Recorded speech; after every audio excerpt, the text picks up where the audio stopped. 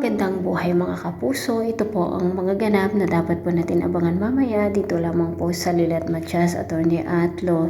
Patuloy pa rin sa bangayan dito sa Manang Lupain ang mga magkakapatid na kung saan ay si Mia ang kliyente ng ating bida mga kapuso. At napakagahaman nga ang kanilang panganay na kapatid na si Tomas dahil nga gusto nga niyang ibenta ang lupain ito at pinapalayas na nga niya si Mia. Ngunit ipinagtanggol nga ni Lilet si Mia at napunta nga sila sa barangay.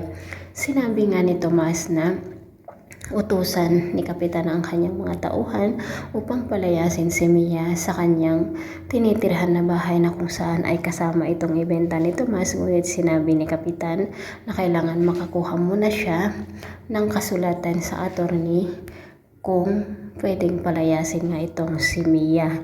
At nagalit nga si Tomas na gahaman mga kapuso. Samantala, patuloy naman ang pagpapaikot ni Attorney Alon sa kanyang mga kamay itong si Ira dahil sa pagmamahal. At nang malaman nga ni Attorney Alon na ibebenta ni Ira ang kanyang mga alahas at ibibigay sa charity, ay nakapag-isip na naman ito ng paraan para mapasa kanya ang perang iyon, lalo pat sinisingil na nga siya ni Patricia dito sa kanyang pagkakautang dahil nag-aalala si Patricia na malaman ni Ramir kung saan napunta ang pera na nakalagay sa kanilang bank account.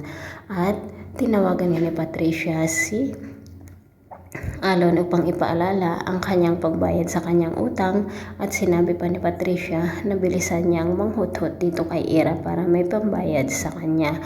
So mga kapuso, abangan po natin kung malulutas ni Lilet ang problema ng mga magkakapatid at kung mauto na naman ni Ira o mauto na naman ni Attorney Alon itong si Ira.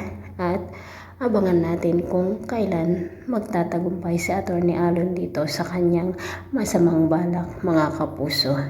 Kailan naman kaya makapagsisinungaling si Patricia dito sa kanyang asawa at kailan malalaman ni Lilet na totoo nga palang pera lamang at paghihiganti ang nais ni Attorney Alon sa kanyang kapatid at hindi ito tunay na pagmamahal. Maraming salamat po sa patuloy na suporta. Bye-bye.